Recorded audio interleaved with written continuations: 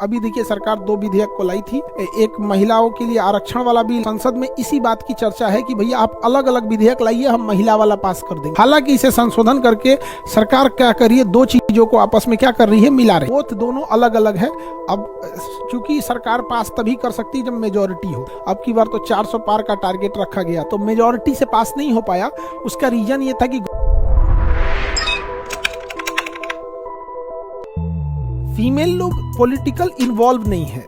जब तक आप पॉलिटिकल एंड फाइनेंशियल स्ट्रांग नहीं रहेंगे ना, आपका कोई खास वैल्यू नहीं। और लड़कियों को देखिए, पॉलिटिक्स में आपकी कोई खास वैल्यू का बहुत कम वैल्यू है, एडवांटेज उतना ज्यादा नहीं मिलता है, आपकी बात कोई खास रखता नहीं। और फाइनेंशियल आपकी स्थिति आप खुद। तो खैर अब आगे बढ़ने की जरूरत है, चलते हैं। मार्क्सवादी कम्युनिस्ट पार्टी ये भी बनी थी, ये भी अभी राष्ट्रीय पार्टी है। भारतीय जनता पार्टी अभी तो दुनिया की सबसे बड़ी पार्टी और दुनिया की सबसे अमीर पार्टी यही है। अरे भैया क्या हुआ इसको, हाँ ये हो गया बीजेपी। अभी तो सबसे ज्यादा पार्टी अटल बिहारी वाजपेयी ने 1980 में स्थापना किया था।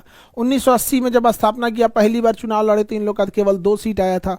अब की बार तो 400 पार का टारगेट रखा गया था। 400 पार टारगेट में होता क्या कि सरकार कोई भी विधेयक पास करा सकती थी, इजीली पास करा सकती थी। अभी देखिए सरकार दो विधेयक को लाई थी। एक महिलाओं के लिए आरक्षण वाला बिल और दूसरा क्या था, लोकसभा की सीटों को बढ़ाने वाला बिल। इन्होंने दोनों विधेयक को मर्ज कर दिया, दोनों विधेयक को मर्ज कर दिया। तो संसद में इसी बात की चर्चा है कि भैया आप अलग अलग विधेयक लाइए, हम महिला वाला पास कर देंगे। लेकिन ये लोकसभा में डीलिमिटेशन, यानी हम आपको आर्टिकल 82 पढ़ाए थे, याद कीजिए आर्टिकल 82 पढ़ाए थे कि नहीं।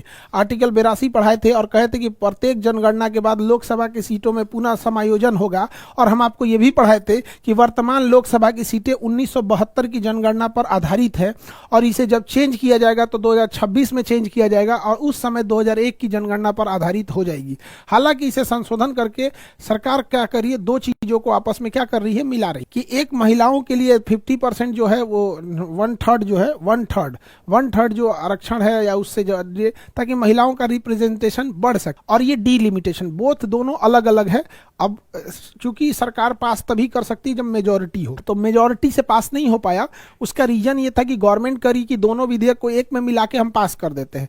और जो साउथ इंडिया है, साउथ इंडिया, उनका कहना है कि हम महिलाओं के आरक्षण वाला विधेयक पास कर देते हैं। लेकिन ये जो लोकसभा में सीटों को आप बढ़ा रहे हैं, तो साउथ इंडिया वालों का कहना है कि भैया हमारे यहाँ जनसंख्या कम है, हम लोग को लॉस लगेगा, हमारी आप बातें सुनना छोड़ दीजिएगा। और यूपी बिहार वालों की जनसंख्या ज्यादा है तो उनकी बात सुने जाएंगे। तो दोनों को क्या है कि क्लब किया गया है। तो ये दोनों की चर्चा है यहाँ पर। तो आर्टिकल समझ में आ गया, ये सारी चीजें, किसी को दिक्कत? आगे बढ़े तो ये 6 पार्टियों के नाम याद रखेंगे। आम आदमी पार्टी अरविंद केजरीवाल का झाड़ू छाप, किताब छाप, हाथी छाप, कमल छाप, ये हसुआ हथौड़ी पंजा, ये जिसका जो चुनाव चिन्ह है वो करना है। आगे बढ़िए।